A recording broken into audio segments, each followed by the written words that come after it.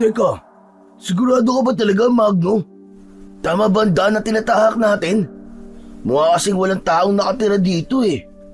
Hindi kaya maraming mga nilalang na nakatira sa lugar na to?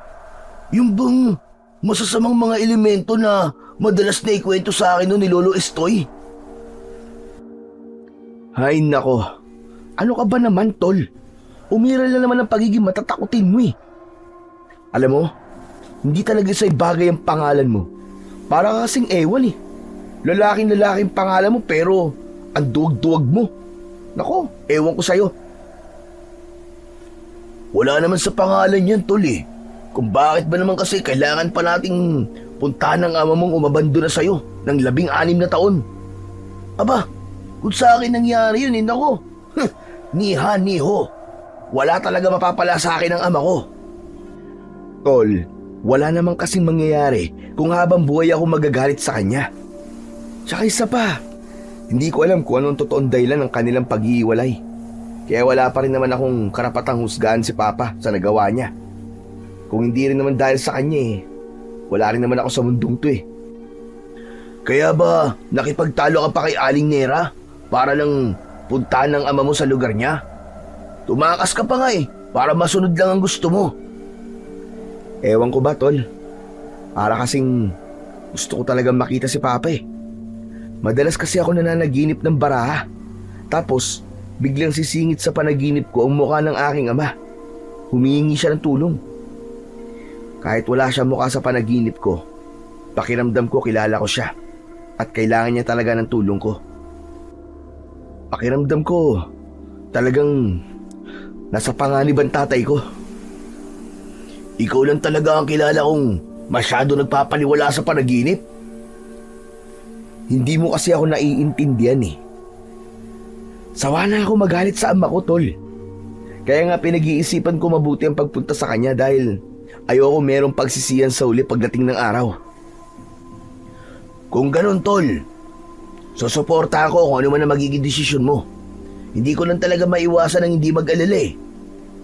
Teka, nasang lugar na ba tayo? Pareho nating hindi alam ang daan eh. Nakita ko sa nilampasan natin tulay kanina. Nasa Baryo Alawihaw na tayo. Nandito na tayo sa lugar ni Papa. Ang pinagtataka ko lang, wala man lang tayong madaan ng barangay hall na maaari natin pagtanungan. Baka naman, tol, wala talagang punong tanggapan sa baryong to. Batay sa itsura ng lugar, parang liblib na to at malayo sa bayan eh. Halos mga punong kahoy lang ang nakikita ko nasa gilid ng daan eh. Wala man lang tayong makita kahit isang bahay na nakatayo. May ganung lugar pa ba sa panahon ngayon? Halos lahat ng baryo may barangay hall na eh. Isa pa, ganito naman siguro sa probinsya kaya maghintay pa tayo. Teka, ayun oh, may lalaki may buhat ng panggatong. Magtanong kaya tayo sa kanya. Inihinto ng may 18 taong gulang na si Magno ang kanyang minamanehong kotse sa tapat ng naglalakad na lalaki sa gilid ng kalsada. Walang panapin ang paa nito at may panyong nakatali sa ulo ng lalaki. May sukbit din itong itak at walang suot na pang-itaas na damit. Saglit itong tumigil at pilit silang inaninaw sa loob ng kanilang sasakyan. Ibinaba niya ang salamin ng kanyang bintana at kinausap ang lalaki. Napakunot ang noo nito na nakatitig sa kanyang muka. Manong, pwede po ba magtanong? Ito na po ba ang baryo ng Alawihaw? Ibinaba na muna ng lalaki ang buhat nitong panggatong na kahoy. Pagkatapos ay hinarap siya nito na blanko pa rin ang ekspresyon ng muka. Halata sa mga mata ng lalaki na kinikilala silang mabuti, saka nagpalinga-linga sa paligid bago ito sumagot sa kanya. Ayon sa lalaki, yun na raw ang baryo ng Alawihaw. Kung mga dayo lang daw sila sa lugar, ay wag na raw silang tumuloy dahil marami na raw ang pumasok sa baryo na yon na hindi na raw nakalabas sa lugar. Magtatanong pa sana si Magno pero nagmamadali ng binuhat ng lalaki ang dala nitong mga panggatong at umalis nang walang paalam sa kanila. Anak ng tinapa naman, oo. Napakatipid naman ang sagot ng lalaking yun. May banta pa ng pananakot na sinasabi ha. Kahit ako pre, yun din na napansin sa lugar na to. Ano kaya kung bumalik na lang tayo sa Maynila? Parang mas lalo akong kinakabahan sa sinabi ng lalaking yun eh. Sus, wag mo na lang pansinin ang sinabi ng lalaki.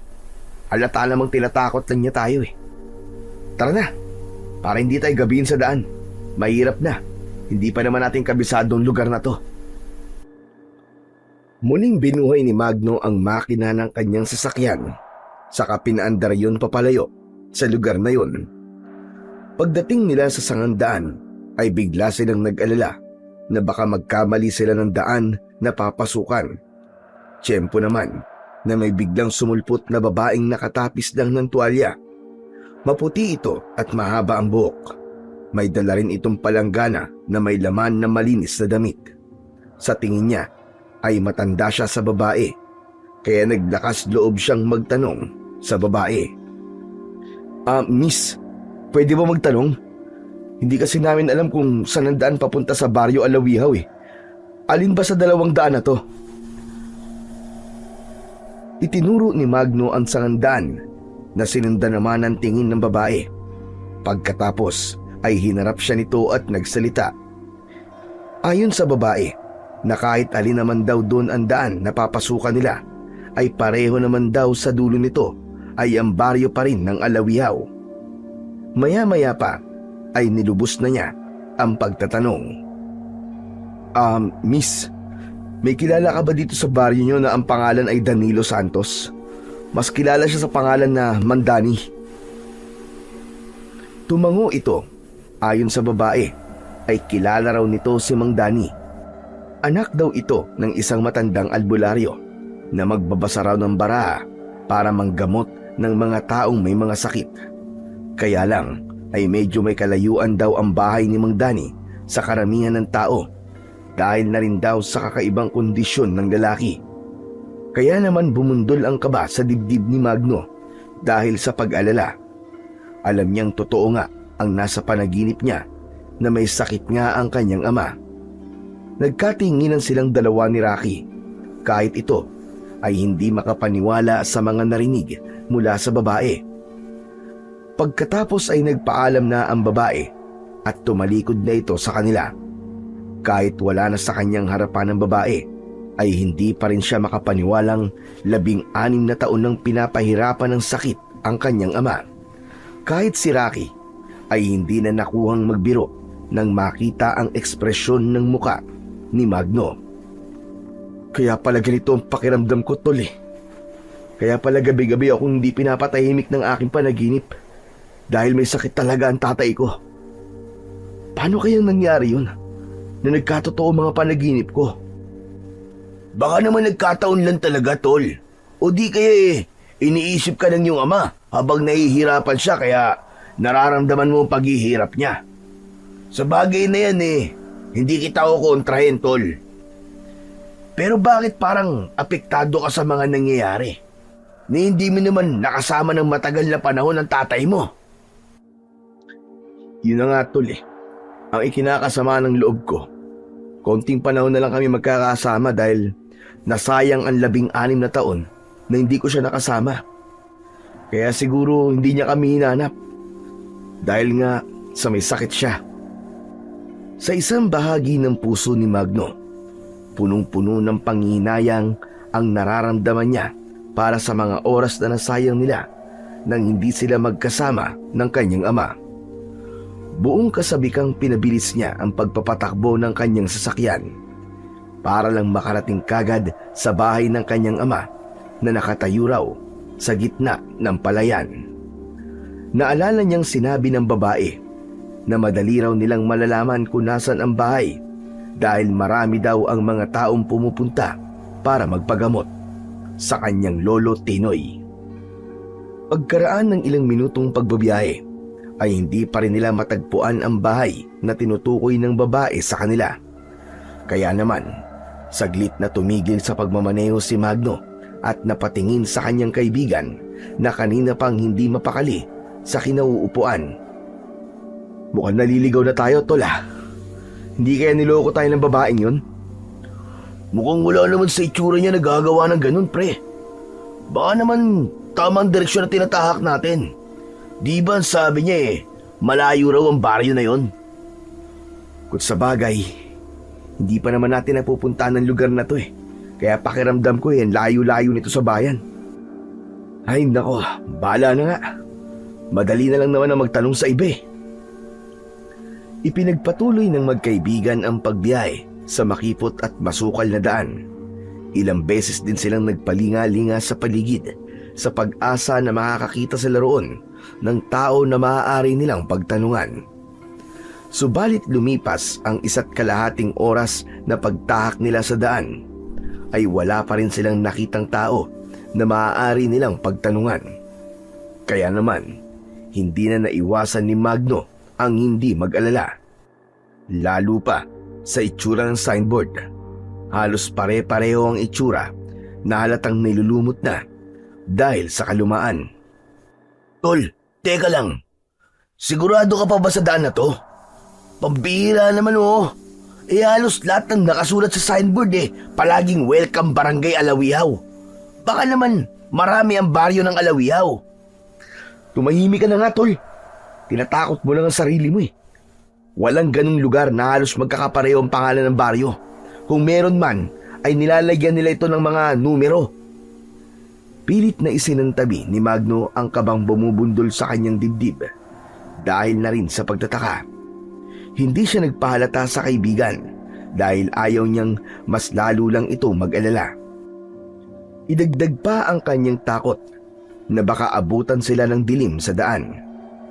Pinabilisan na lamang ni Magno ang pagpapatakbo ng kanyang sasakyan para makarating kagad sa lugar na nais puntahan. Pero bigla silang napasubsob sa manibela nang biglang may tumawid sa kanilang dinaraanan. Humampas ito sa unahan ng kanilang sasakyan. Hindi nila yon kagad napansin dahil masyadong mabilis ang pangyayari. Hindi kagad nakapagsalita si Magno nang maisip na may nabangga silang tao. Tol, nakabangga ka! Diyos ko, parang tao yung nakita kong bumangga sa kotse natin Paano, tol? Anong gagawin natin ngayon? Diyos ko, tol, wag naman sana. Teka, dito ka lang Ako na lang ang bababa, titignan ko muna kung tao nga bang nabangga ko. Akma na sanang bubuksan ni Magno ang pinto ng sasakyan nang biglang tumayo sa unahan ng kanilang sasakyan ang isang lalaki na putol na ang braso. Sa katawan ay tadtad ito ng mga sugat na parang matagal nang hindi naghihilom. Naliligo ito sa sariling dugo. Hindi sila nakapagsalita dahil iniisip niyang siya ang may gawa ng nangyari sa lalaki. Nanlalaki ang mga mata nito na nakabuka pa ang bibig.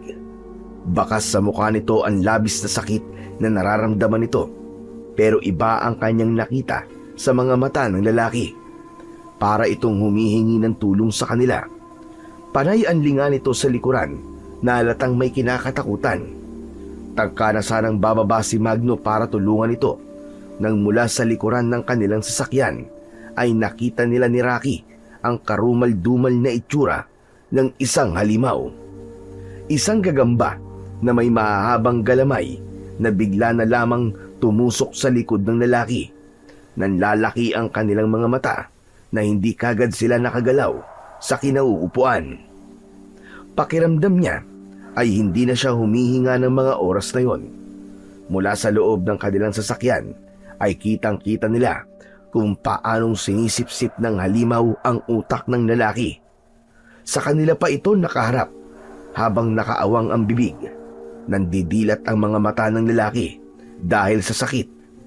Kasunod ang pagpatak ng luha ng biktima sa mga mata. Dahil abala ito sa paglapa sa lalaki ay hindi sila nito napapansin. Abot langit ang kanilang pagdarasal na sana ay makaligtas sila sa mga sandaling yun. Tara na, tol! Tara na! Umalis na tayo rito! Bilisan mo! Diyos ko! Rocky! Ayaw umandar ng sasakyan! Halos manginig ang buong katawan ni Magno nang makitang naubos ng gagamba ang utak ng lalaki. Kasing laki lang ito ng bola ng basketball na kayang kumain ng utak ng tao. Maya-maya pa ay nakarinig sila ng sipol ng isang lalaki. Nanggaling yon sa madilim na bahagi ng kakahuyan. Mabilis na umalis ang gagamba at iniwan silang natitigilan. Diyos ko, akala ko katapusan na natin eh. Anong klaseng nilalang yun? Hindi ko alam, tol. Ngayon lang din ako nakakita ng ganong klaseng nilalang na kumakain ng utak ng tao.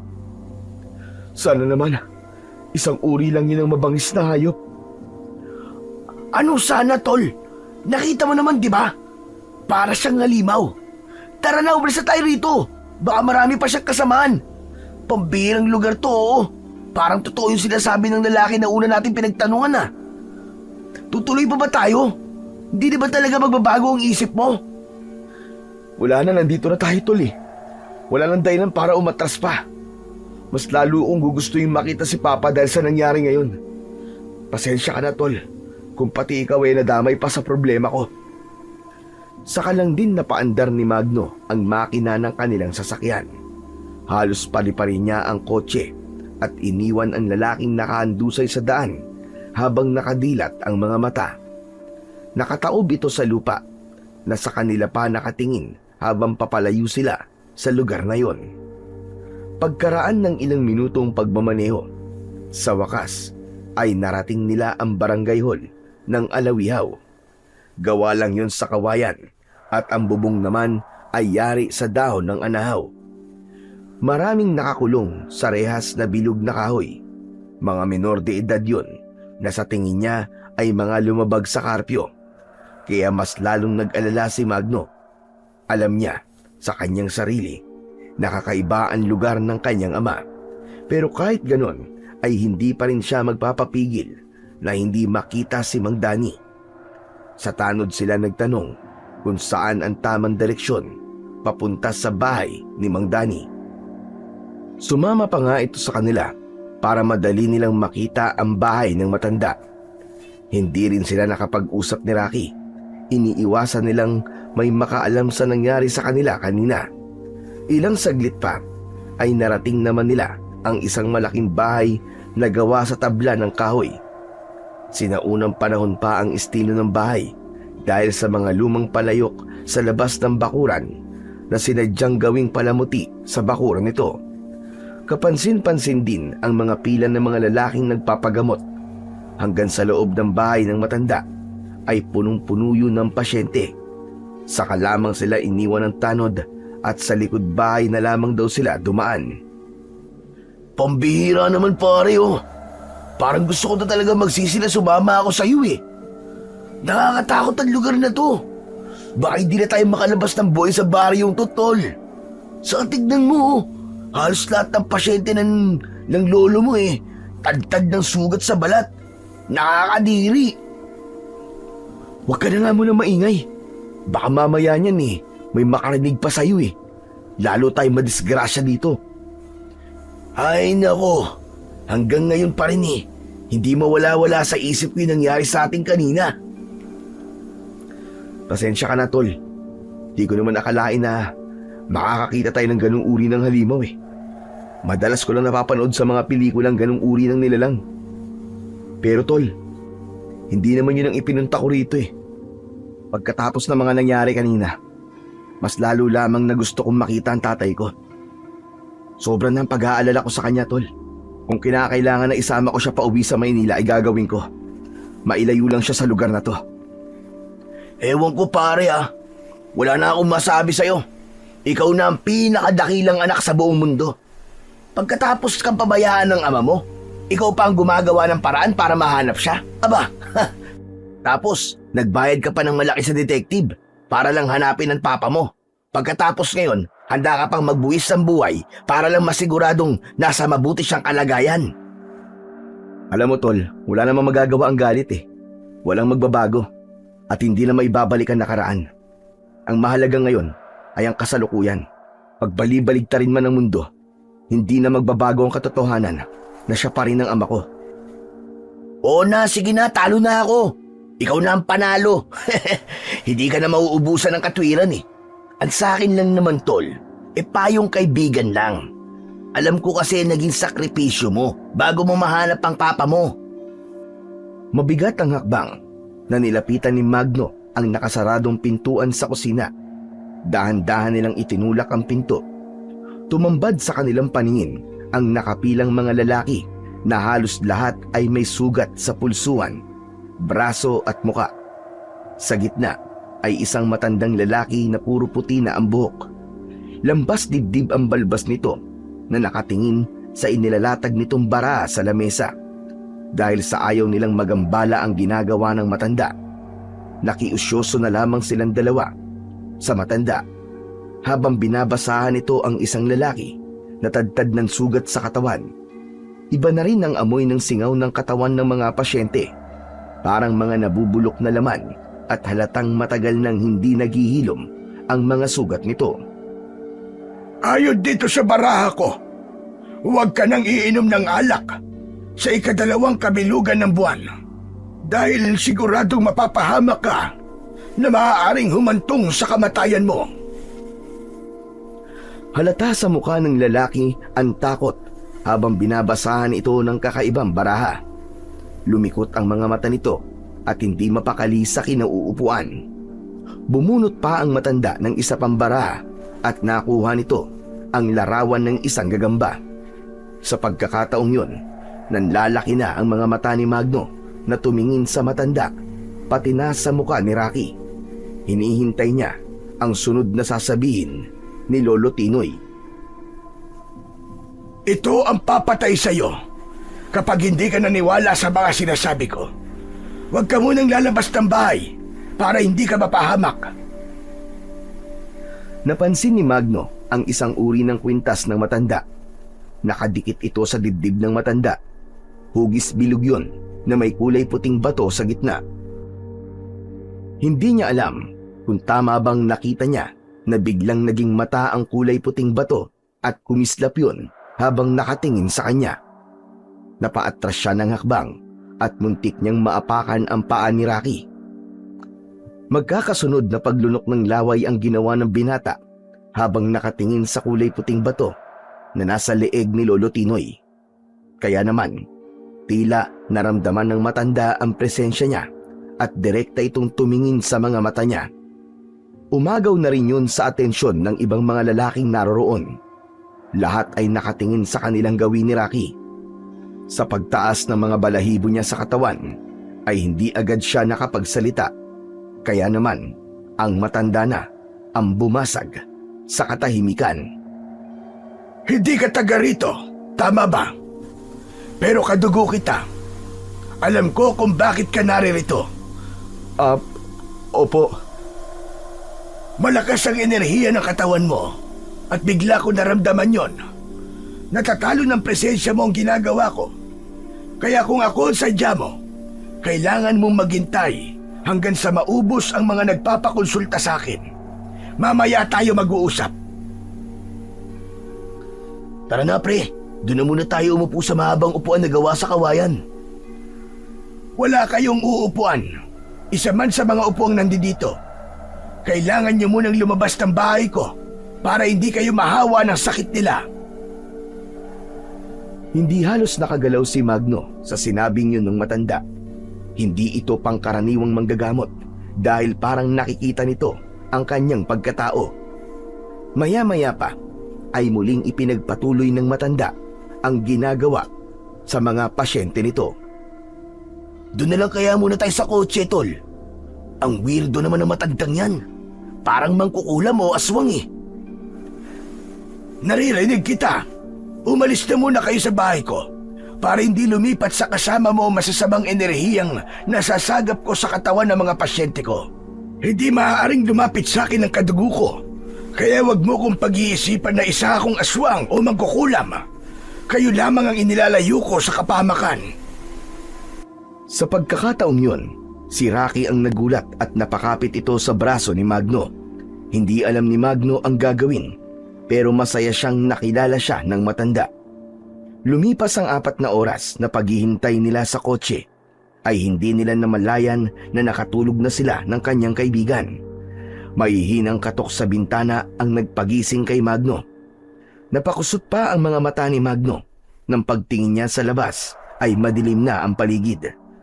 Tanging ang ilaw lang ng lumang gasera ang nagsilbi nilang liwanag sa paligid. Pumasok na kayo sa loob. Wala na mga pasyente ko. Pasensya na kung pinaghintay ko kayo ng matagal. Maingat na binuksan ni Magno ang pinto ng kanyang kotse para hindi niya matamaan ang matandang nakayuko sa kanila. Paglabas nila ni Rocky ay nauna nang naglakad ang matanda papasok sa bahay nito. Saka isinabit nito ang ilaw sa pintuan ng balkonahe. Dumiretso ang matanda sa kusina at pagbalik nito ay may dala na itong 2 plato na may lamang mainit na kanin at tinapa na karne ng baka. Biglang naramdaman ni Magno ang pagkalam ng kanyang sikmura, habang si Rocky naman ay hindi maitatago sa mga mata ang pandidiri dahil naalala nito ang nangyari sa lalaki kanina at sa mga naging pasyente ng matanda. Tila alam ng matanda kung ano ang tumatakbo sa isip ni Rocky. Huwag kayong mag-alala. Bago ako humawak ng pagkain, sinisigurado kong malinis ang mga kamay ko. Pasensya na po kayo sa kaibigan ko, Lolo Tinoy. Wala kayong maitatago sa akin. Galaw pa lang ng mga mata nyo at katawan ay alam ko na ang ibig sabihin. Pasensya na po kayo sa itatanong ko po sa inyo, Lolo Tinoy, ha? Paano niyo po nalalaman ang mga naiisip namin? Dahil isa akong babaylan, pinag-aralan ko ang galaw ng tao at sa tulong ng aking kapangyarihan na minana ko pa sa aking mga ninuno, madali kong napag-aralan ang lahat. Dahil ayoko nang maulit pa nangyari sa aking anak na wala man lang akong nagawa para iligtas siya. At ang mas masakit sa akin, napapagaling ko ang ibang tao pero ang sarili kong anak ay hindi. Kaya hanggang ngayon, patuloy pa rin ako naghahanap ng taong makakatulong sa kanya para mapagaling siya sa kanyang karamdaman. Bumakas sa mukha ng matanda ang matinding kalungkutan. Alam ni Magno na sa pagyuko ng matanda ay may pumatak na isang butil ng luha mula sa mga mata nito. Maya-maya pa ay nagpaalam na ito at pumasok sa isang silid na nakatapat sa kanilang kinauupuan. Hindi niya inaalis ang paningin sa nakasaradong pintuan. Sa isip niya ay gusto niya nang makita ang kanyang ama. Halos hindi niya na nagalaw ang kanyang pagkain dahil sa abala siya sa pag-iisip kung paanong matutulungan ang kanyang ama. May mga luwang sumisilip na sa kanyang mga mata dahil sa matindi niyang pag-aalala para kay Mang Dani. Pagkatapos maubos ni Rocky ang pagkain nito, ay ito na rin mismo ang nagligpit ng mga pinagkainan nito. Pagkalipas naman ng ilang minuto, ay lumabas na ang matanda sa kwartong pinasukan nito. Nakapagpalit na rin ito ng damit. Napaatras siya ng upo nang muli niyang napansin ang bilog na palawit sa kwintas ng matanda. Nagmistulang mata yun, na titig sa kanya. Tumabi sa kanyang upuan si Lolo Tinoy at hinawakan siya nito sa balikat. Alam kong ang pag-aalala sa mga mata mo ay dahil sa nakikita mo ang buhay na mata sa gitna ng palawit ng aking kwintas. Ikaw lang ang nakakakita sa matang yon na kung tawagin ko ay silip tala. Ito ay isang uri ng mutya ng langgam na maaaring pumatay sa masasamang elemento na nagtatago sa dilim. Umaasa akong baka ikaw na makapagpapagaling sa aking anak. Pero alam ko na hindi ka interesado sa ganon. Si Danny lang ang iyong sadya. Kung sakaling magkausap na kayo at hindi magiging maganda ang pakikitungo niya sa iyo, ay ako na ang humihingi ng pasensya sa iyo. Paano pong hindi magiging maganda ang pakikitungo niya sa akin eh? Wala naman po akong kasalanan sa kanya. Pagkatapos po ng pag-abandon niya sa akin siya pa po may ganang magalit sa akin. Parang hindi naman po yata tama yun. Iniisip ko pa nga lang po nasasaktan na po ako.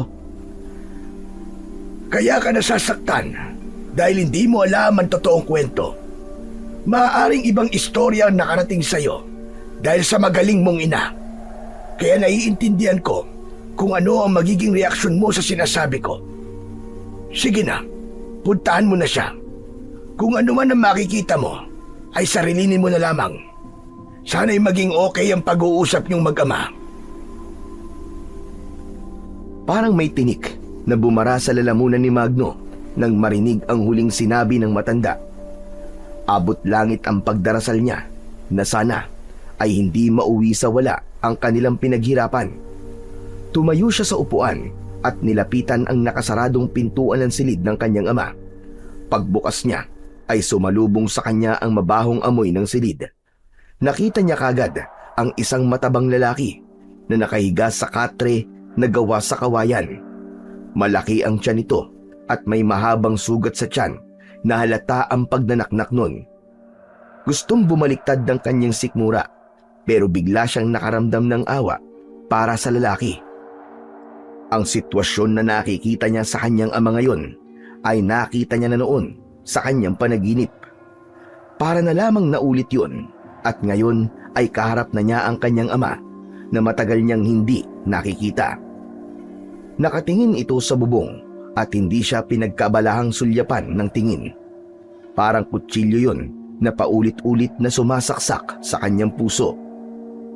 Pa, ako po ito si Magno. Ang anak niyo po. Kumusta na po kayo? Nanginginig ang buong katawan ni Magno sa naging itsura ng kanyang ama, lalo na nang malapitan niya na ito at hawakan sa palad. Mainit ang kamay nito at mapula ang muka, habang ang malaking hiwa sa tiyan nito ay nagtutubig-tubig pa na may kasamang pagnananaknak. Hindi niya magawang tignan ng ama, pero ang mas ikinabigat ng kanyang pakiramdam ay ang tila wala itong nakikita at naririnig. Baliwala sa kanyang ama na naroroon siya, ni hindi niya nakita sa mukha nito ang pagkasabik na makita siya. Sa halip, isang matamlay at malamig na boses ang narinig niya mula sa kanyang ama. Anong ginagawa mo rito? Matagal na akong walang anak. Wala akong pamilya. Makakaalis ka na. Hindi kita kailangan dito. Pa, kung may galit man po kayo sa aking ina, wala po akong kasalanan dun. Hindi ko po alam ang kwento kung bakit po kayo nagkahiwalay. Nandito po ako dahil gusto ko po kayong makita. Nag-aalala po ako sa inyo. Nakita mo na ako, hindi ba? Kaya makakaalis ka na. Hindi kita kailangan. Ayoko kitang makita. Pagkatapos niyo po akong pabayaan, yun lamang po sasabihin niyo sa akin. Bakit po? Bakit po kayo nagkaganyan? Alam kong sasabihin mo yan. Susumbatan mo ako dahil sa matagal nating pagkakahiwalay. Pero kinamumuhi ang kusinera. At dahil anak ka niya, wala rin akong dahilan para makipag-usap sa'yo na maayos. Matagal ko na kayong kinalimutan. Kaya nakikiusap ako. Lisanin mo na ang lugar na ito. At wag na wag ka nang babalik dito kahit kailan. Teka, hindi ko po kayo naiintindihan eh. Hindi ko rin po alam kung ano po naging kasalanan ni nanay sa inyo. Pero hindi po ako aalis dito. Kahit ipagtabuyan niyo pa ako. Hindi ko po kayo magagawang iwan. Lalo na sa ganyang kalagayan niyo. Pues, wag mo akong kakausapin. Wala tayong obligasyon sa isa't isa. Kung ano mangyari dito sa'yo, wala akong pananagutan sa'yo. Sige na, lumabas ka na. Pagod na ako. Gusto ko na magpahinga. Parang mababaliw sa sakit ng kanyang dibdib nang makita ni Magno ang mabilis na pagtalikod ng kanyang ama sa kanya. Kaya naman ay nakita niya ang likod ng kanyang ama na walang damit pang itaas. Nakita niya ang malalaking sugat nito sa likod. Sa pagkakataong yun ay hindi na nakayanan ni Magno ang nakikitang pagdurusa ng kanyang ama. Paglabas niya ng kwarto ay nakita niya sina Rocky at Lolo Tinoy na napatingin sa kanyang muka. Bakas sa mukha ng mga ito ang pag-aalala. Saka lang din bumagsak ang mga luha sa kanyang mga mata. Parang naglaho ang kanyang pag-asa. Bumigat ang kanyang pakiramdam na napaupo sa harap ng kinauupuan ni Lolo Tinoy. Katulad ng sinabi ko sa iyo, Iyo, hindi kanya kakausapin ng maayos. Kaya mas tatagan mo pa ang loob mo at huwag kang magagalit sa kanya. Patawarin mo siya, Apo. Hindi niya sinasadya yun. Siguro nag-aalala lamang siya sa kaligtasan mo. Hindi ko po magagawang magalit sa kanya, Lolo. Dahil siya pa rin po ang ama ko kahit anong mangyari. Ilang beses po ako nakipag-usap sa kanya sa panaginip ko. Kahit alam ko naman po na hindi totoo yun. Sa panaginip ko, humihingi po siya ng tulong sa akin. Kung ganon, ay tama nga ang hinala ko. Na kaya mo nakikita ang matang nasa palawit ng aking mutya, ay dahil ikaw ang susunod na magmamana ng aking kapangyarihan. Kung ganon, ay nararapat lamang na maipasa ko na sa iyo ang mutya para mapagaling mo ang iyong ama. Ngayon sa baraha ko ay isang lalaking may dugong babaylan ang may kakayahang makapagpagaling sa may sakit, lalo na kung ito ay may busilak na puso. Isang binatang tagapagmana ng mutya ng langgam na may silip tala. Ikaw rin ang may kakayang tumapos sa mga aswang na kastor na gumagala sa aming baryo. Napatayo si Rocky dahil sa labis na takot. Si Magno naman ay napaunat sa pagkakaupo. Tila bumalik sa kanilang alaala ang nangyari sa daan nang marinig nila ang tungkol sa aswang. Matagal bago nagpatuloy sa pagsasalita si Lolo Tinoy dahil sinigurado na muna nito ang kanilang magiging reaksyon. Ang mutya ng langgam na nasa palawit ng kwintas ko ay ang kapangyarihang gabay para talunin ang aswang na pumapatay sa mga tao. Ang totoo ay hanggang ngayon, hindi ko magamit sa aswang na yon ang kapangyarihan ko. Dahil matanda na ako at mahina na rin ang mutya na suot ko. Kapag naipasa ko na to sa'yo, muling manunumbalik ang lakas nito at magagawa mo na silang labanan gamit ang mutya na ito. May nakita po kaming nilalang na kamukha po ng gagamba. Yung po ba ang tinutukoy niyong aswang na kastor? Tama ka. Isa yung aswang na kung tawagin ay kastor. Kawig siya ng gagamba. Pero ang pagkakaiba nga lamang, sinusugatan na muna niya ang kanyang biktima. At kapag nabubulok na ang laman sa sugat, ay saka lamang niya ito kakainin sa pamamagitan ng pagsipsip sa utak nito gamit ang malatubo nitong dila. Lolo Tinoy, yun po ba ang dahilan kung bakit po maraming natatakot at nagpapagamot po sa inyo? Tama ka, Rocky. At halos lahat ng binibiktima nito ay mga lalaking nangangaliwa ng asawa o kahit nasa kanilang nobya. Alam yun ng aswang, batay sa singaw ng katawan ng bibiktimay nito. Naaamoy nila ang klase ng pagkatao ng lalaki. Kung ganun po nasa panganib po si Papa. Ang ibig po bang sabihin nito, niloko ni Papa si Mama? Hindi naman sinasadya ng anak ko mga nangyari. Sinera lang ang ayaw tumanggap ng paliwanag mula kay Danny. Kung ganun po may alam si Mama kung bakit nangyari ito kay Papa? Tama ka, Apo. Ang totoo niyan, ako nagpapunta sa iyo rito. Ginamit ko ang aking bara para pasukin ang panaginip mo. Sa una ay nahirapan ako dahil hindi ko alam kung anong itsura mo. Mabuti na lang at kamukhang kamukha mo ang iyong ama. Kaya nahanap ko ang iyong diwa. Hala, talaga po palang totoo yun? Na kayang pasukin ng babaylan ng panaginip ng isang tao?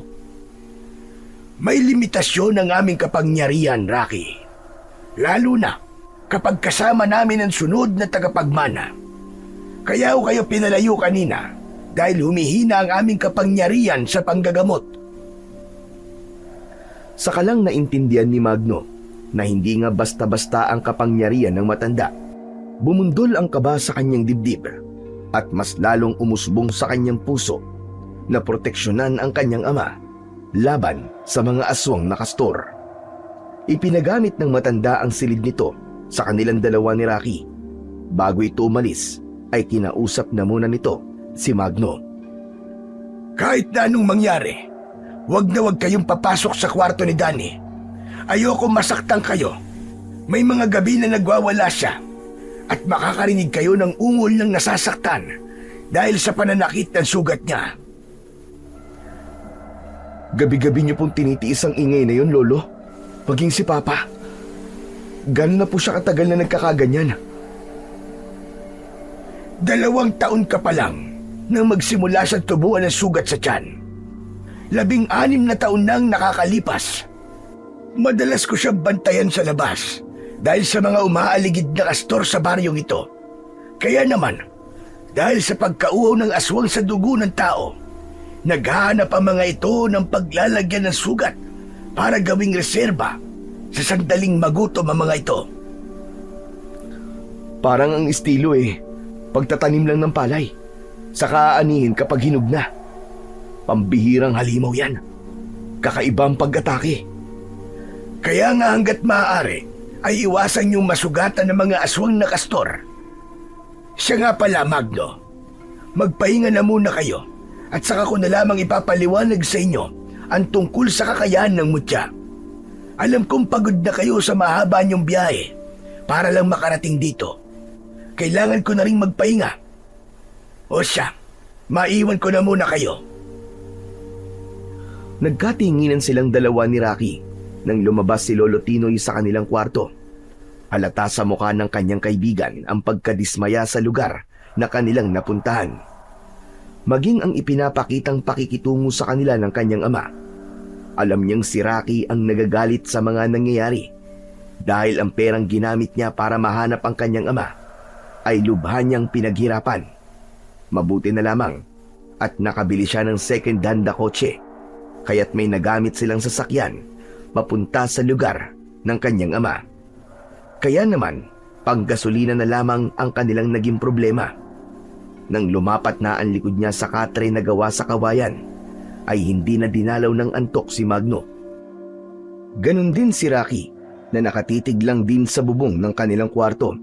Kaya lang, magsasalita na sana si Magno nang makarinig sila ng malakas na sigaw sa kwarto ng kanyang ama. Tay! Tulungan niyo po ako! Ang sakit na naman! Hindi ko na talaga kayang tiisin ito! Gusto ko nang mamatay! Tol, sandali lang ha. Pupunta ko si Papa. Hindi mo ba natatandaan ang ibinili ni Lolo Tinoy sa atin, Tol? Pero, kailangan mo magpakatatag. Alam ko ang sakit ng marinig mo nahihirapan ng papa mo. Pero sa tingin ko, sa pagkakataong to, ay wala na tayong magagawa para sa kanya. Hindi, Tol. Gagawa ko ng paraan para matulungan siya. Ililigtas ko siya. Kaya bitiwan mo ang kamay ko. Mas lalo namang hinigpitan ni Rocky ang pagpigil sa kanyang braso. Hindi nito inaalis ang katawan na nakaharang sa pintuan. Maya-maya pa ay nakarinig sila ng malalakas na kaluskos sa labas ng kanilang bahay. Palayo yun na parang umaangil na asong galit. Kasunod ang mahinang hagulgol ng iyak ni Mang Danny. Ganon din ang kanyang Lolo Tinoy na nasa kabilang silid lang ng kanilang kwarto. Gusto niyang takluban ng 2 kamay ang kanyang tenga para hindi na niya marinig ang boses ng 2 taong mahalaga sa kanyang buhay. Sa pagkakataong yun, ay hindi na naiwasan ni Magno ang hindi sumama ang loob sa kanyang ina. Ilang beses na tinanong niya ang kanyang sarili na paano nitong naiwan ang kanyang ama sa ganong kalagayan. Hindi niya alam kung paano siya nakatulog ng gabing yon, basta't nagising na lamang siyang nakasandal sa dingding ng pinto. Maya-maya pa ay nakarinig sila ng malalakas na katok sa kanilang pintuan. Kaya naman, nagising na rin si Rocky at kasabay niyang tumayo para pagbuksan ng pinto ang matanda. Lolo, lumabas na kayo na silid nyo. Hindi na muna ako tumanggap ng pasyente dito sa bahay. Kailangan niyo munang sumama sa akin. Marami ang nasugatan kagabi sa pag-atake ng aswang na kastor. Tulungan na muna niyo akong gamutin ang mga biktima. Pero paano po si Papa, Lo? Iiwan lang po ba siya natin dito sa bahay na mag-isa? Oo. Magmula na magkasakit siya, ay hindi na siya lumalabas ng kwartong yan. Sige na, kailangan na natin magmadali. Tapusin na ninyo ang mga ginagawa nyo at aalis na tayo. Kailangan nating malagyan ng mga gamot ang kanilang sugat para hindi sila maamoy ng mga aswang. Heto, may 2 akong buntot ng pagi. Mabisang pangontra yan sa aswang. Kahit papano may magagamit tayong panlaban sa kanila. Hanggat hindi ko pa naisasagawa ang pagpapasa ng mutya sa iyo. Sinulyapan lang ni Magno ang nakasaradong pintuan ng silid ni Mang Dani bago sila sumunod sa matanda. Hindi na nila ginamit ang kotse dahil mahirap daw kung mauubusan sila ng gasolina ng sasakyan. Habang naglalakad at tinatahak nila ang kahabaan ng kagubatan, ay narating nila ang 6 na bahay na halos magkakadikit sa kinatatayuan. Para itong isang munting baryo, pero napansin niya ang tahimik na lugar at maririnig nila ang ingay ng maraming kalalakihan na nakatambay sa balkonahe ng isang bahay. Halatang hinihintay ng mga ito ang pagdating ng matanda. Pare, ano kaya kung umalis na lang tayo rito? Bumalik na lamang tayo sa Maynila. Bakit naman? Hindi mo ba alam na mas kailangan ako ng aking papa? Hindi ko siya iiwan, pare. Pero, hindi na maganda ang kutob ko sa mga nangyayari sa paligid natin, tol Tignan mo, marami na ang nabibiktima ng mga aswang na yun. Baka dumating yung araw tayo naman ang nasa kalagayan ng mga yan. Pasensya na, tol. Pero katulad ng sinabi ko kanina, buo na ang desisyon kong manatili sa baryong to. Hindi naman kita pipiliting samahan ako Kung gusto mo, gamitin mo muna yung sasakyan ko. Mauna ka nang bumalik sa Maynila. Hindi bali na lang. Nasa naman ang konsensya ko kung ganun. Kung iiwan kita mag-isa sa lugar na to. Di ko lang talaga maiwasan ng hindi mag-alala Natatakot ako sa maaaring sapitin natin dito. Tumahimik ka na nga muna. Baka mamaya may makarinig pa sa'yo Walang mangyayaring masama sa atin, okay? Alam ko, gagabayan tayo ng Panginoon. Wala nang nagawa si Rocky, kundi ang sumunod na lamang kay Magno. Pagkaraan ng 8 oras na panggagamot ng matanda, ay napagpasyan na nilang umuwi sa kanilang bahay. Pero pagkarating nila sa gitnang kagubatan, ay naramdaman ni Lolo Tinoy na para bang may nilalang na nakasunod sa kanila. Idagdag pa ang madilim na paligid na halos nakikita lamang nila ang daan dahil sa tanglaw ng liwanag na buwan. Maya-maya pa ay napatigil sa paglalakad ang matanda at nakaharang ang braso nito sa kanilang unahan. Sinundan nila ang tinitignan ni Lolo Tinoy. Ganun na lamang ang panlalaki ng mga mata ni Magno nang makita niya ang nilalang na pumatay sa lalaki. Meron itong nilalapa na katawan ng baboy ramo na halos tadtad ng sugat sa katawan. Nilalangaw ang sugat na yun ng baboy ramo, pero baliwala lang yun sa aswang na kastor. Hindi sila makagalaw sa kinatatayuan habang ang kanilang paningin ay hindi inaalis sa ginagawa ng aswang. Napalunok ng laway si Magno habang mahigpit ang kapit niya sa buntot ng pagi. Akma na sanang aalis ang nilalang nang maramdaman nito ang kanilang presensya. Humarap ito sa kanila na nakabuka ang bibig na halos kumintab ang muka dahil sa malapot na likido na lumalabas sa bunganga nito. Hindi na nga nakapaghintay ang aswang. Kaagad sila nitong sinugod para atakihin. Humarang si Lolo Tinoy at tila may nakita ang nilalang sa katawan ng matanda, kaya't bumagsak ito sa lupa habang nagkikikisay ang katawan. Tara na! Tumakbo na tayo! Bilisan nyo! Halos maglubid ang kanilang paa sa pagtakbo, makaalis lang sa lugar na yon. Pero pagdating nila sa unahan ng daan, ay humarang naman sa kanila ang isa pang aswang na kastor. Mabilis ang paggapang nito sa lupa na nagpaatras naman sa kanilang tatlo. Lolo, ano na pong gagawin natin? Parang napakarami po nila. Dahil naaamoy nila ang dugo mo, ang dugo ng tagapagmana ng mutya. Diyos ko, masama ito. Mas lalo silang nagiging agresibo. Napansin ni Magno na halos lahat ng mga nilalang na nasa kanilang unahan ay sa kanya nakatingin. Tumutulo ang mga laway nitong umaangil na parang asong galit. Isa sa mga kakayahan ng aswang ay ang magpalipat-lipat sa mga puno na madadaanan ng mga ito. Maging ang pag-akyat nito at pagtalon sa mga puno na ang malalaking sapot ay nagmistulang asido na kayang pumatay sa katawan ng puno. Ihanda niyo mga armas niyo. Kahit na anong mangyari, ay huwag na huwag kayong pakakagat sa kanila. Dahil lubang mapanganib ang laso na gawa ng sapot na lumalabas sa katawan ng mga aswang na kastor. Teka sandali lang po, no? Akala ko po ba mga lalaking nangangaliwa lang po nagiging biktima nila. Oo, apo. Pero iba ang kaso mo. Dahil may dugo kang babaylan na katulad sa aking dugo. Kaya manganganib ang buhay mo, apo. Pero hindi ko yun hahayaan na mangyari sa'yo. Mabilis ang ginawa nilang pagtakbo para makaiwas sa mga nilalang na humahabol sa kanila. Ni hindi nila napansin ang mga matitinik na kahoy na nababangga nila. Nanay ko po! Naririyan na sila! Lolo! Rocky! Sa bandaron may bahay oh! Humingi tayo ng tulong! Bilisan nyo! Malapit na nila tayo maabutan! Habol hininga na itinuro ni Magno ang lumang bahay na gawa sa kawayan at kugon. Nagulat sila na isang babae ang nakatira doon. Ito rin ang babaeng napagtanungan nila kung saan matatagpuan ang baryo ng Alawihaw. Tila nakilala sila nito at mabilis silang pinapasok sa loob ng bahay nito.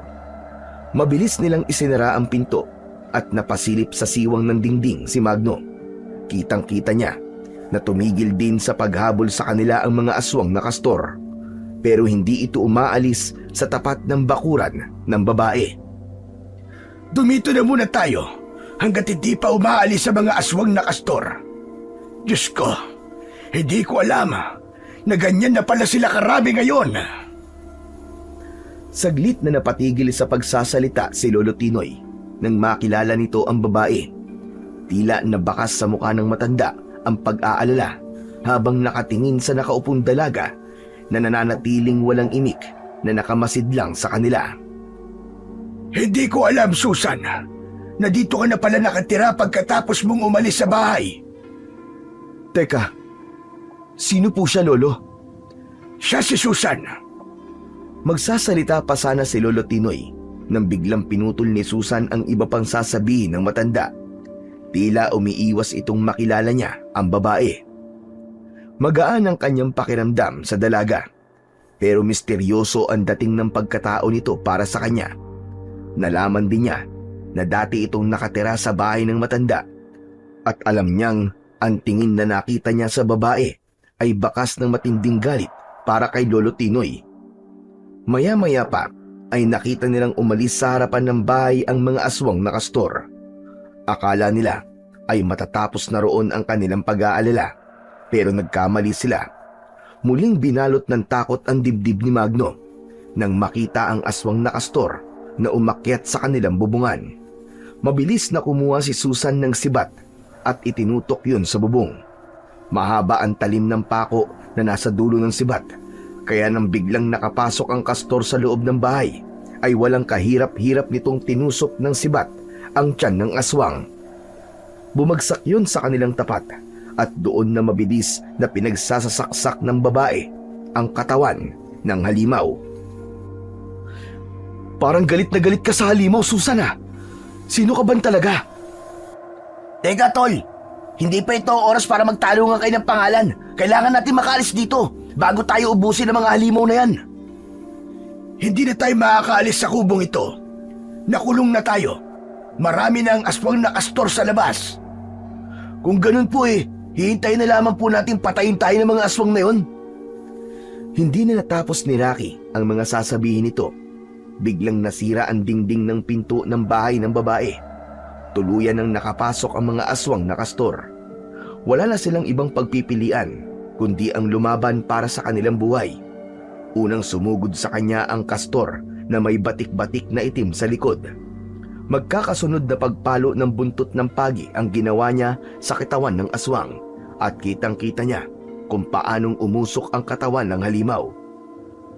Bumagsak ito sa sahig na gawa sa kawayan at kahit nakahandusay na ang halimaw ay hindi niya ito tinigilan sa pagpalo.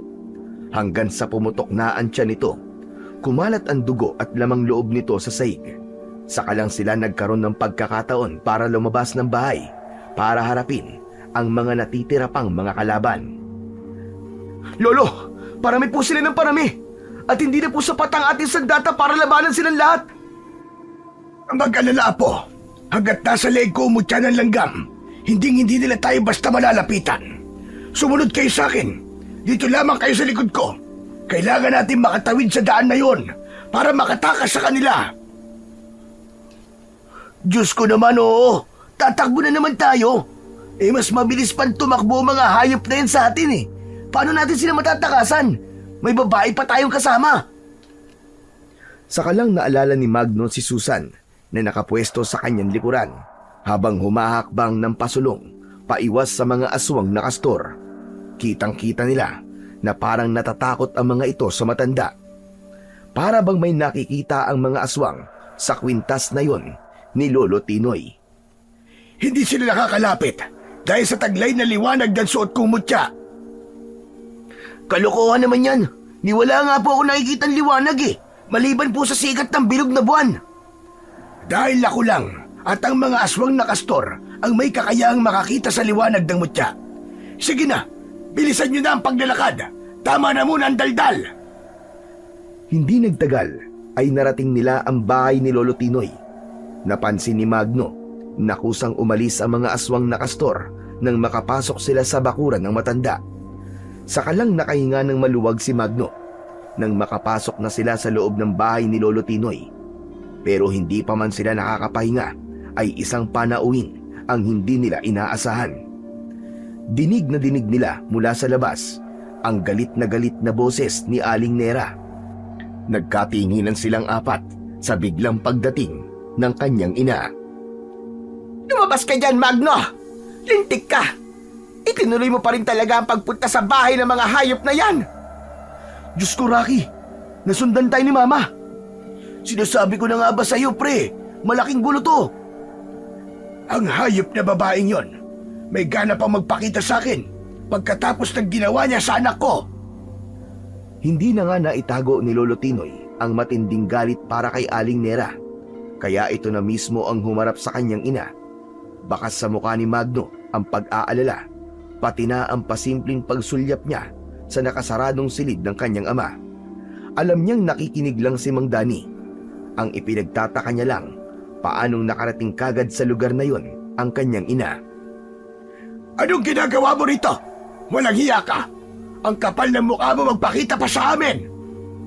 Ilabas niyo ang anak ko! Wala kayong karapatan sa anak ko! Kaya ba kung ano-ano ang ipinapasok mo sa isip ni Magno para sirain kami ng anak ko? Magbabayad ka sa ginawa mo sa anak ko! Wala akong pakialam sa mga pinagsasabi niyo. Si Magno lamang ang kailangan ko.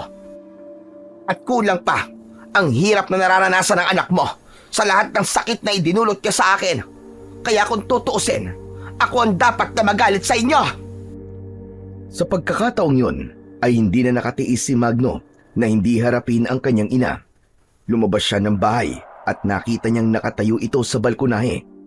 Pagkakita sa kanya ni Aling Nera, ay kaagad itong lumapit sa kanya at isang malakas na sampal ang ipinidapo nito sa kanyang muka.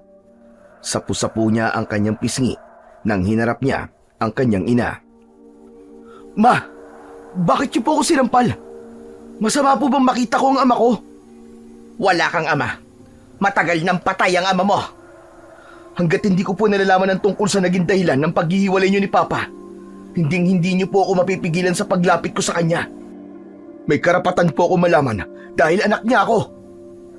Hindi pinansin ni Aling Nera ang pagmamatigas ni Magno.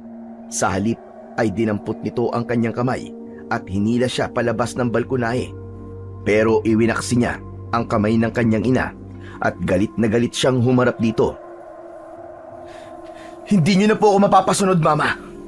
Gagawin ko kung ano po ang gusto ko. May sakit si Papa at hindi ko siya iiwan para sumama sa inyo. Matagal na panahon na po siya naghihirap sa sakit niya, kaya wala pong dahilan para sumama pa ako sa inyo. Ayoko po magsisi sa huli.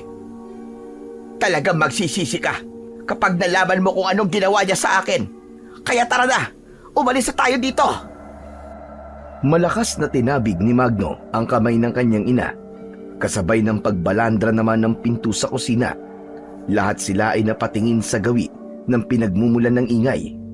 Ganun na lamang ang panlalaki ng mga mata ni Magno nang makitang iniluwa roon ang kanyang ama na nanghihina ang katawan. Yun din ang unang pagkakataon na nasilayan niya ang kabuuan ng katawan ni Mang Dani. Hindi ito nilapitan ni Lolo Tinoy. Sa halip, pinanood lamang nito kung paanong sumuka ng malapot na likido si Mang Dani. Hirap na hirap ito sa sakit na nararamdaman at galit na tumingin sa muka ng dati nitong asawa. Siyang gumawa nito sa akin. Ginawa kong aswang ng iyong ina. Umalis kayo sa pamamahay ko. Lalong-lalo ka na, Nera. Masaya ka na ba? Nakita mo na kung gaano akong pinahihirapan ang sakit ko. Ano? Masaya ka na ba sa ginawa mo sa akin? Sumigaw ng malakas si Mang Dani at bigla itong tumayo. Kitang-kita ni Magno ang malaking tiyan ng kanyang ama dahil sa pamamaga ng sugat nito sa tiyan. Pero ni bakas ng awa sa mukha ni Aling Nera ay wala siyang nakita. Para siyang unti-unting pinapatay habang nakikita niya ang galit sa mga mata ni Mang Dani at ganun din sa mga mata ni Aling Nera. Naiipit siya sa dalawang tao na nag-aaway sa kanyang harapan na parehong karugtong ng kanyang buhay. Kulang pa yung kabayaran sa lahat ng pananakit mo sa akin. Niloko mo ko. Minahal kita pero anong igilanti mo? Sa kabila na naging sakripisyo ko para sa'yo, tinalikuran ko ang pamilya ko para lamang lokohin mo ng ganito. Hindi kita niloko. Ilang beses ko man sasabihin sa'yo na nakainom ako noon nang may nangyari sa amin ni Paula. Huli na para mabawi ang aking nagawa dahil nagbunga na ang kamalian na yon. Pero hindi sapat na batayan yon para pahirapan mo ako ng ganito. Kung ganun, Mama, isa ka pong aswang at kayo may gawa nito kay Papa? Hindi nakasagot sa tanong ni Magno si Aling Nera dahil nagulat siya sa biglang pag-atake ni Susan sa kanyang ina gamit ang sibat nito. Napasigaw siya ng malakas ng buong akala niya ay tatamaan nito ang kanyang ina. Pero nagulat siya nang biglang nagbago ang anyo ni Aling Nera. Naging isang bruhang aswang ito na unti-unting tinubuan ng pakpak sa katawan. Humaba ang kuko at sa isang iglap ay nagbago ang balat nito. Si Rocky na hindi makapaniwala ay bumagsak sa sahig at tulalang nakatingin lamang sa halimaw na si Aling Nera. Kaya pala nakarating kagad ito sa bahay ng matanda ay dahil kaya nitong lumipad at magpalipat-lipat ng baryo nang hindi gumagamit ng sasakyan.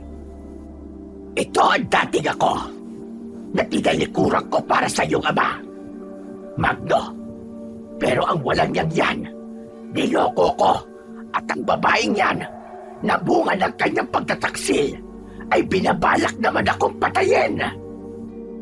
Doon lang lumiwanag kay Magno ang totoong pagkatao ni Susan at kung sino ito sa buhay ng kanyang ama. Kapatid niya ito sa ama at hindi siya makapaniwalang pagtatagpuin sila ng gabing yun. Mabilis na lumipad si Aling Nera sa gawi ni Mang Dani at walang ano-ano ay dinagit nito ang nakaluhod na si Mang Dani. Nagawa na nitong madala ang kanyang ama sa impapawid. Nanghihinang napasalampak siya ng upo sa sahig. Saka lamang bumagsak ang kanyang masaganang luha na kanina pa niya pinipigilan. Inilihim niyo sa akin, Tolo, ang tungkol sa aking ina. Anong klase siyang nilalang lolo? Sagutin niyo po ang tanong ko. Anong klaseng aswang ang mama ko? Isang atik. Isang nilalang na kayang tumagal sa sikat ng araw at may kakayahang lumipad. Ang kinakain niya ay ang mga aswang na kastor. Siya ang nagbigay ng sakit sa iyong ama para pahirapan. Huwag kang mag-alala. Nararamdaman kong hindi niya sasaktan ang anak ko. Gusto lamang nilang mag-usap hanggat naririyan ka. hindi niya magagawang saktan ang iyong ama. Kung ganun po may dugo rin po ba akong atik? Wala, apo. Dahil ang pagiging aswang ng iyong ina ay kusa niyang hiniling sa supremo ng mga aswang para gumanti sa iyong ama. Ikaw naman, Susan, hindi kita masisisi kung malaki ang galit mo kay Nera. Pero kasalanan ito ng iyong ina. Kung hindi niya inakit ang iyong ama, wala sanang pamilyang nasira at hindi kailangan humantong sa ganito. Mapait na sumagot si Susan sa matanda. Sinabi nito na sapat na ang buhay na kinuha nito para papanagutin ang kanyang ina sa nagawa nitong kasalanan. Kaya lang ay hindi raw nito mapapatawad si Aling Nera dahil pinatay nito ang ina ng dalaga. Tila hindi gumagana ang utak ni Magno sa mga natuklasan niya tungkol sa pagkatao ng kanyang ina. Samantalang si Rocky ay nakatingin lamang sa kanila habang nakaawang pa rin ang bibig nito. Paano ko matatanggal ang sakit ng aking ama? Paano ko po siya maililigtas, Lolo? Ang pagsasali ng mutya ng langgam ang nag-iisa na lamang na paraan para mailigtas siya. Dugo mo lang na anak nila ang magpapalaya sa iyong ama. Ibabalik po ba niya ang papa ko? Sigurado po ba kayo na hindi sasaktan ni Mama ang ama ko? Oo, apo. Naniniwala akong hindi pa sapat ang paghihirap ng iyong ama para lang mawala ang galit ng iyong ina sa kanya. Naramdaman ni Magno ang paghagulgol ng iyak ni Susan sa kanyang likuran. Awang-awa siya sa kanyang kapatid dahil katulad niya ay biktima lang din ito ng pag-aaway ng mag-asawa. Hindi niya ito magawang lapitan dahil alam niyang maging ito ay masama na rin ang loob sa mga nangyayari. Hindi nga nagtagal ay narinig nila ang malakas na huni ng atik sa himpapawid. Katunog yun ng huni ng paniki. Malakas at masakit sa tenga. Mabilis siyang lumabas ng bahay para sana silipin ang kanyang ina. Kaya lang, mabilis na bumagsak sa kanyang harapan ang walang malay na si Mang Dani.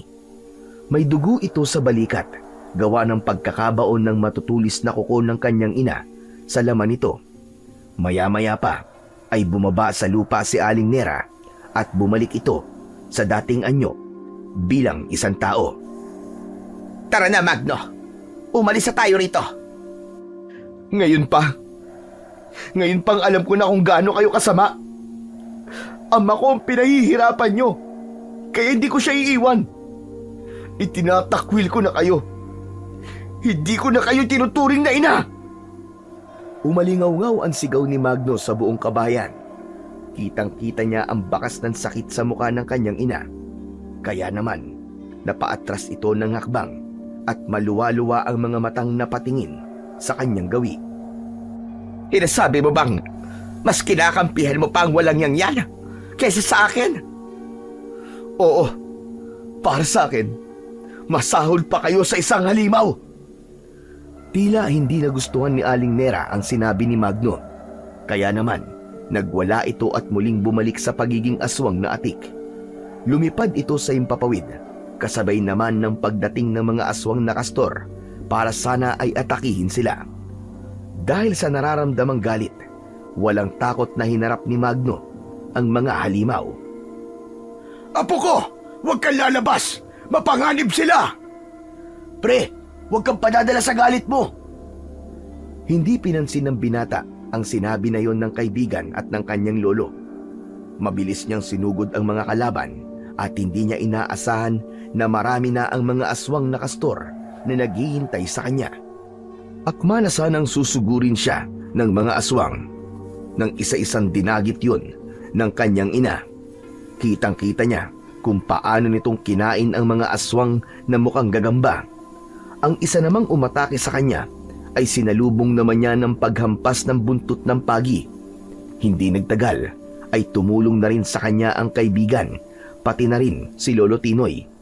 Si Susan naman ay hindi umaalis sa tabi ni Mang Dani na wala pa ring malay na nakahiga sa lupa. Bawat pagpalo ni Magno ng buntot ng pagi sa katawan ng mga aswang ay bumabagsak ang mga ito sa lupa habang nagkikikisay ang katawan at bumubula ang mga bibig na parang nalalason. Samantalang ang iba naman na tinatamaan ng kanyang sandata sa tiyan ay biglang nasusunog at pumuputok ang mga tiyan. Nanghihina ang mga ito sa liwanag ng mutya ng langgam. Pagkatapos na makitang nagkalat ang lamang loob ng mga halimaw, ay dudubugi naman ito ng mga langgam na pula at uubusin ang natitirang dugo. Parang mga pirana kung umatake ang mga langgam na kayang utusan ng may suot ng mutya ng langgam. Nang hindi kinaya ang lakas ng kanilang mga sandata, ay sakalang tumakbo papalayo ang mga natitirang kalaban. Naiwan si Aling Nera na nakadapo sa sanga ng puno ng mangga. Sa katahimik itong umalis sa tapat ng kanilang bahay. Nilapitan ni Magno ang kanyang ama at pinagtulungan nila itong ipasok sa loob ng kwarto nito para gamutin ang sugat. Hanggang kailan niya pahihirapan ang ama ko, Lolo? Ang sama-sama niya. Ang sama po ng ina ko. Huwag kang magalit sa iyong ina. May dahilan kung bakit ginagawa niya ito, Apo. Kahit saan po tignan, Lolo, mali po talaga to. Para po silang walang pinagsamahan. Hindi ko po ito matatanggap. Pero tol, may magagawa ka ba? Malalim na ang sugat ng kanilang galit sa isa't isa. Wala ka na magagawa sa kanila. Pipigilan ko sila magpatayan, Tol. Anong gagawin mo, Magno? Gagamitin ko ang kakayahan ng isang babaylan. Lolo, ipasa niyo po ang mutya sa akin at ako mismo ang pipigil sa kaibangan ng aking ina. Hindi basta-basta ang pagsasali ng mutya. Baka mapahamak ka. Kapag hindi mo kinaya ang epekto ng mutya ng langgam sa katawan mo, maaari kang mabulag. Bakit hindi po niyo tignan, Lolo? Kung malalampasan ko po ang pagsubok ng mutya ng langgam. Kung ito lamang po ang paraan para pareho ko silang mailigtas ay gagawin ko po. Kaya nakikiusap po ako sa inyo, Lolo. Tulungan niyo po akong matalo ang galit ni Mama para kay Papa. Sapat na po ang ilang taon na pagdurusan ng ama ko para pagalingin siya. Pero meron ka pang hindi nalalaman na po. Baka mabigo ka. Ayoko mapahamak ka. Naniniwala po akong kapag ako na ang mahihirapan, ay mawawala na ang galit nila sa isa't isa. Mga magulang ko po nakasalalay dito. Kaya sana naman po, pagbigyan niyo na po ang kahilingan ko. Matagal na hindi nakasagot si Lolo Tinoy. Bakas sa mukha nito ang matinding pag-aalala. Maya-maya pa ay naramdaman niya na gumalaw ang daliri ng kanyang ama. Nagulat ito nang makitang nakaupo siya sa tabi ng katre nito. Bigla siya nitong naitulak. Maging si Lolo Tinoy ay ipinagtulakan din ito palabas ng silid. Umalis kayo rito! Hindi ko kayo kailangan! Gusto ko mapag-isa! Pwede ba, Papa, tumigil na kayo? Alam ko nahihirapan na po kayo sa sakit nyo. Kaya sana naman po, ay hayaan nyo na po akong tulungan kayo. Hindi mo naiintindihan. Hindi mo na ako matutulungan. Huli na para sa tulong. Umalis ka na. Bumalik ka na ng Maynila. Ayoko nang makita ang pagmumukha niyong mag-ina. Hindi na napigilan pa ni Magno ang bugso ng kanyang damdamin. Mabilis niyang iwinaksi ang kamay ng kanyang ama na nakapigil sa kanyang braso. Madamot ka, Papa. Manhid ka. Hindi ko ipinagsisiksikan ang sarili ko sa taong ayaw sa akin. Ang gusto ko lang naman ay ang mailigtas kayo. Dahil gusto ko kayong makasama na mas matagal. Pre, tama na yan, pre. Umalis na lang tayo dito kung yun ang gusto niya. Sandali lang. Hindi ko kasi maintindihan kung bakit ako'y pinagtatabuyan ng sarili kong ama eh. Ako ang biktima ng walang kwenta niyong pag-aaway. Si Susan, ano ang kasalanan niya para mahirapan siya ng ganito? Pakiramdam ko, parang ako pang may kasalanan sa inyo eh. Dahil hindi mo naiintindihan. Kung gano'n ay ipaintindi niyo sa akin. Hindi ako manghuhula. Ayaw kitang mapahamak, anak. At hindi ako manhid tulad ng sinasabi mo. Hindi rin ako madamot. Pero tatanggapin ko mga sinasabi mo. Mailigtas ko lang ang buhay niyong magkapatid. Kaya po ba pati si Susan ay mas piniling manirahan sa gubat para pagbigyan ng kahilingan nyo? Pamilya tayo, Papa. Ang pamilya, hindi nagpapatayan. Sa halip ay nagmamahalan. Hindi na nakapagsalita pa si Mang Dani nang bigla itong magsisisigaw at namilipit sa sakit. Bumagsak ito sa sahig na para bang may pinipigilang lumabas, hanggang sa unti-unting nakikita niya ang paglitaw ng malalagari nitong ngipin sa kanyang bibig. Napaatras silang lahat habang hindi inaalis ang tingin sa mukha ni Mang Dani na nakahiga pa rin sa sahig. Diyos ko po! Lolo, ano po nangyayari sa kanya? Sige na anak. Umalis na kayo. Umalis na kayo sa loob ng kwarto ko. Nakikiusap ako. Hindi na halos makapagsalita si Magno nang makita ang dahan-dahang pagbuka ng sugat sa tiyan ng kanyang ama. Ganun na lamang ang panlalaki ng kanyang mga mata nang lumabas sa hiwa ang aswang na kastor. Yun ang katotohanan na pilit na itinatago ng kanyang ama. Sumuka ito ng malapot na likidong kulay itim. Mabaho yun, kasabay ng paglabas ng halimaw sa tiyan ng kanyang ama. Bigla itong umangil ng nakakatakot na tunog na parabang asong galit. Hindi siya maaaring magkamali. Ang nilalang na lumabas sa tiyan ng kanyang ama ay siya ring nilalang na una nilang nakita sa daan. Ang aswang na lumapa sa isang lalaki. Akma na sanang tutusukin ng sibat ni Susan ang tiyan ng aswang, pero pinigilan ito ng matanda. Mabilis silang inilabas nito sa kwarto at iniharang ang lamesa para hindi makalabas ang nilalang na nasa loob. Hindi mo siya mapapatay, Susan. Tanging ang dugo lang ng tagapagmana ng mutya ang makakatalo sa kanya. Ito ba ang dahilan, Lolo? Kaya po ba pilit kaming pinapalayo ni Papa sa kanya? Tama ka, Apo. Mahal na mahal kayo ng inyong ama. Kaya mas pinili niyang mahirapan ng ganito kaysa makasama kayo at manganib ang buhay niyo. Alam niyang sa sandaling makalabas ang halimaw sa kanyang tiyan, kayo ang agad nitong papatayin. Ito ang hindi alam ni Nera na kapalit sa kanyang ginawa. Tila naglaho ang lahat ng sama ng loob ni Magno nang marinig niya ang sinabi ni Lolo Tinoy. Iniisip pa lang niya ang hirap ng kanyang ama ay wala pa pala yun sa kalingkingan ng kanyang paghihirap. Muli niyang sinulyapan ang nakasaradong pinto ng silid ng kanyang ama habang naririnig ang malalakas na sigaw ni Mang Dani. Nasasaktan ito sa pagpipilit ng nilalang na lumabas sa kwarto nito. Si Rocky naman ay nanginginig ang kamay na hawak ang buntot ng pagi. Nakatutok yun sa pintuan at panay ang lunok ng laway nang dahil sa labis na takot. Lolo, ito na po ang tamang pagkakataon para maipasa niyo po sa akin ang mutya ng langgam. Ililigtas ko po ang aking ama. Tutulungan ko po siya. Sina Rocky at Susan ang nagbantay sa pintuan para hindi makalabas si Mang Dani habang isinasagawa nila ang ritual ng pagsasali ng mutya kay Magno.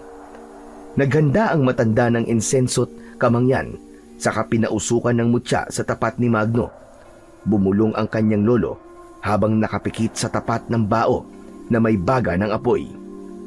Nang maikalat sa buong palibot ni Magno ang kulay itim na usok, ay saka naman isinuot ng matanda ang mutya sa leeg ng binata. Habang isinasagawa nila yon, ay mas lalong lumalakas ang sigaw ni Mang Dani sa loob ng kwarto nito. Maya-maya pa ay nakita ni Magno ang malakas na kulay pulang liwanag sa palawit ng kanyang mutya at laking gulat niya nang makita ang buhay na mata sa gitna ng palawit. Pero kagaya ng nasabi ng matanda, hindi basta-basta ang pagsasalin dahil kailangan niyang malampasan ang pagsubok ng mutya. Apo, lakasan mo ang loob mo. Isipin mo kung bakit kailangan mo tong gawin. Magno, tol, ayos ka lang ba? Diyos ko po, Lolo Tinoy, ang kanya po mga mata bigla po namula at tinubuan po siya ng pangil na parang sa langgam. Ano po nangyayari sa kanya? lumayo ka sa kanya, Rocky. Nagsisimula ng kumalat ang malakas na enerhiya sa kanyang buong katawan. Anumang oras ay baka magwala siya at masaktan ka niya. Panandalian lamang siyang mawawala sa kanyang sarili. Sa nakikita ko, kaya niyang labanan ang matinding sakit ng kanyang buong katawan. Halos magkasabay na umalingaw-ngaw ang malakas na boses ni Magno at ni Mang Dani sa loob ng bahay ng matanda.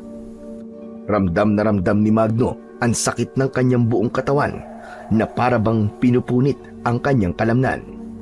Muli silang nakarinig ng malalakas na pag-angil sa labas ng bahay, habang si Magno naman ay nakahiga pa rin sa sahig habang namimilipit sa sakit ng katawan. Nagkakagulo ang kanyang mga kasama, pero hindi niya magawang magsalita.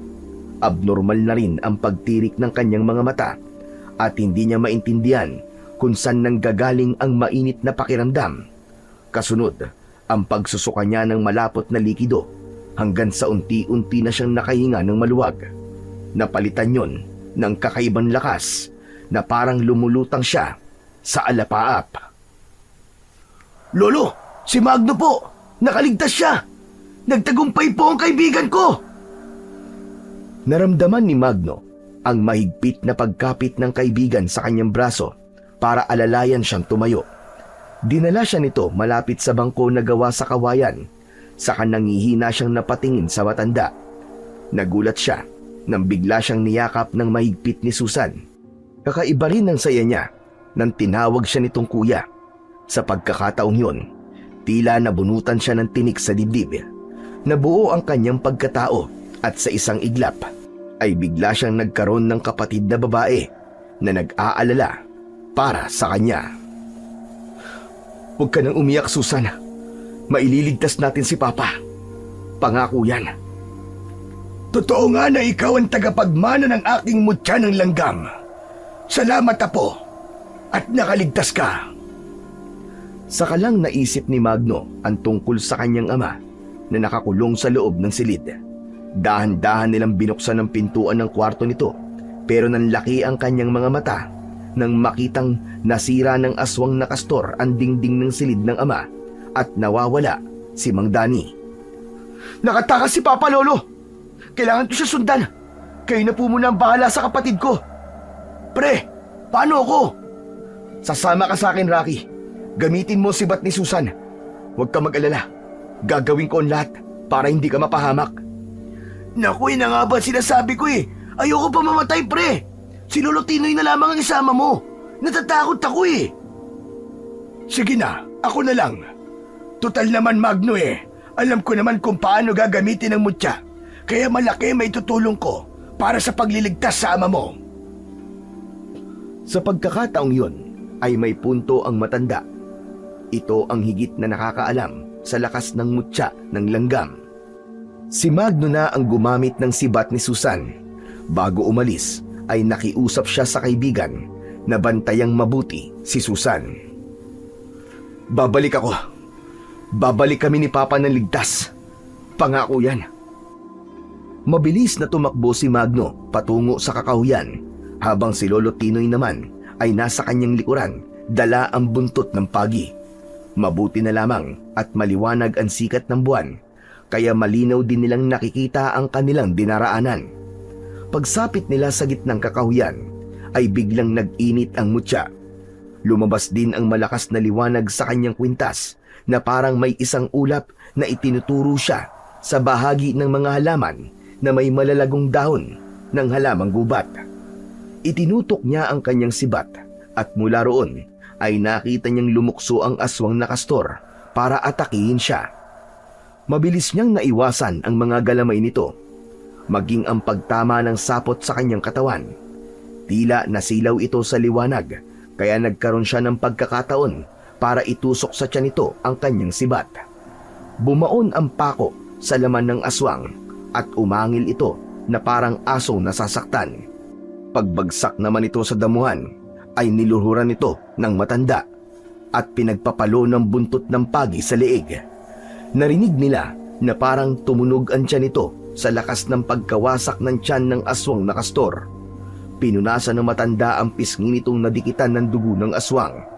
Maya-maya pa ay tumambad naman sa kanila ang higit na mas malalaking aswang na kastor.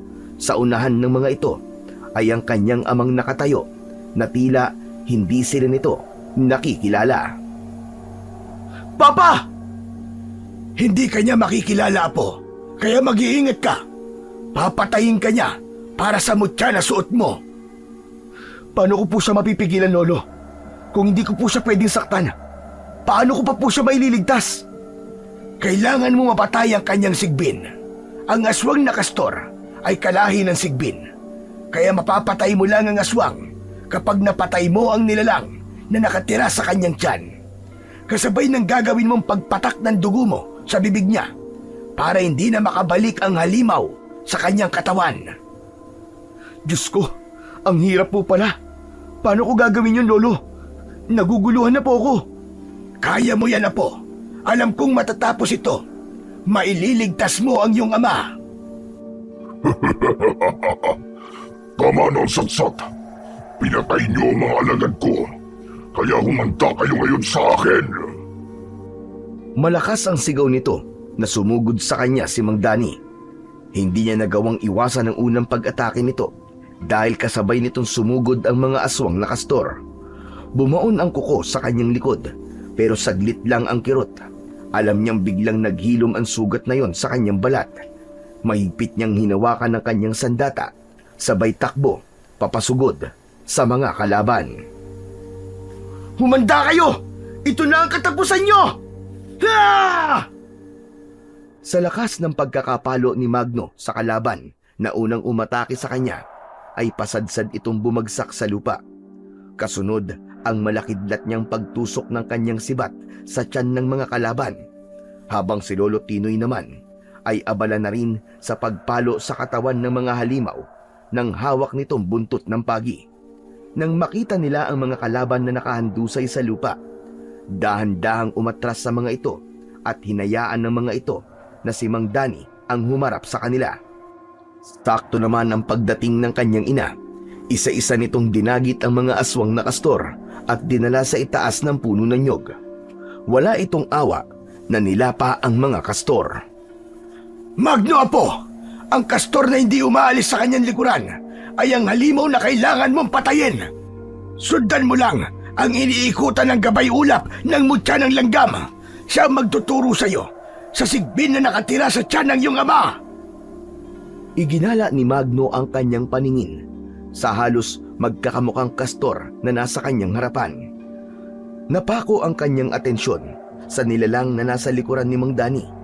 Mataas niyang tinalon ang ere gamit ang kanyang sibat at tinukod niya yun sa lupa para maiwasan niya ang nakatayong si Mang Dani. Sakto ang kanyang pagbagsak sa harapan ng aswang na kastor. Mabilis niyang tinusok ito ng kanyang sibat.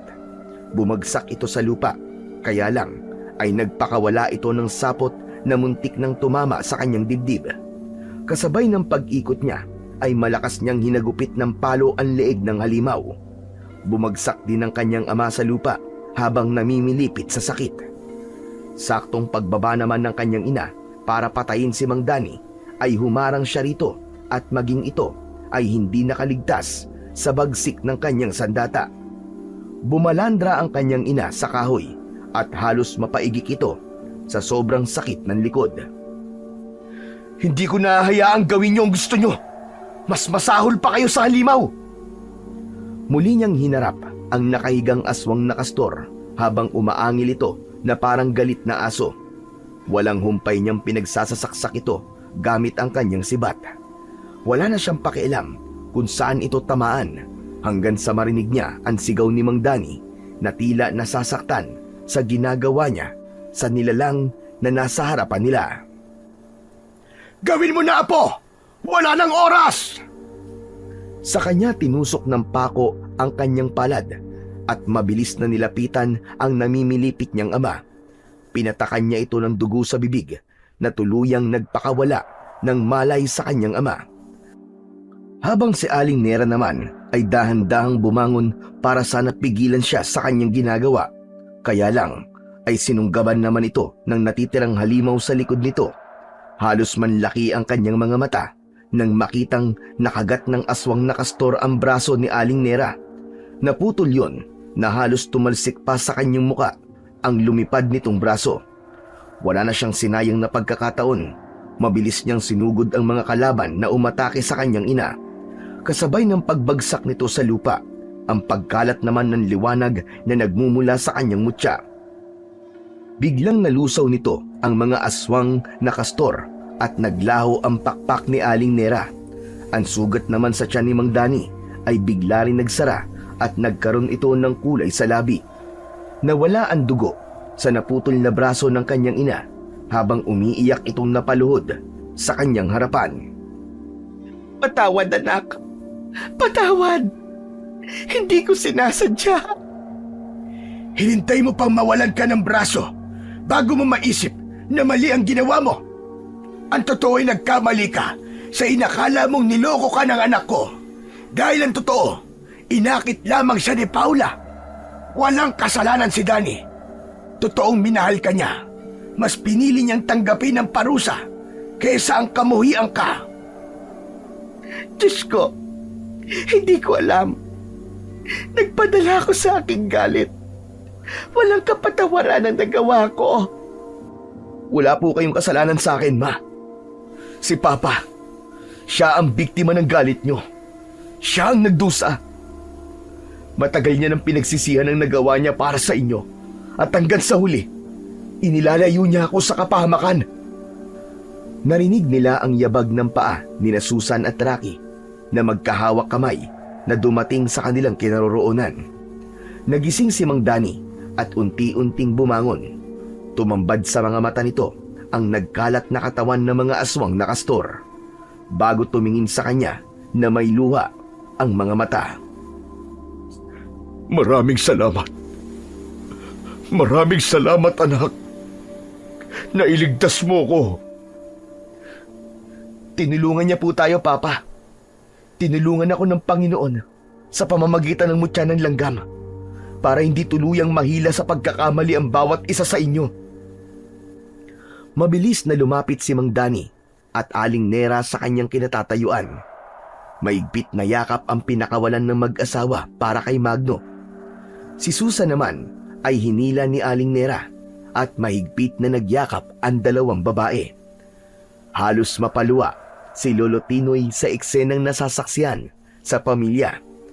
Para itong nabunutan ng tinik sa dibdib. Bumitaw sa pagkakayakap si Magno at hinubad ang kanyang suot na mutya. Itinaas niya yon sa ere. Lumiwanag ang buong kwintas at mula sa lupa ay gumapang ang mga pulang langgam para kainin ang mga natirang laman ng mga aswang na kastor para alisin na ng tuluyan ang mga bakas nito. Si Aling Nera ay bigla ring nawala ang pagiging aswang dahil sa pagkawala ng braso nito na pinaglipatan ng Supremo para maging aswang ito. Dalawa ang kanyang nailigtas dahil sa tulong ng kanyang mutya ng langgam. Magmula noon ay nawala na ang misteryosong pagkalat ng mga sakit sa buong baryo. Sina Rocky at Susan naman ay nagkamabutihan at agad ding nagpakasal. Sa ngayon ay masaya silang nagsasama sa gitna ng palayan. Habang ang kanya namang mga magulang ay muling nagsama. Siya naman ang nagpatuloy sa panggagamot ng matanda. Isa na siyang albularyong babaylan na may kakayahang gumamot ng sakit na hindi nakikita ng tao at nalalaman ang mangyayari pa lang sa hinaharap. Isa yung patunay na walang mabigat na pagsubok sa isang pamilyang nagtutulungan at nagmamahalan.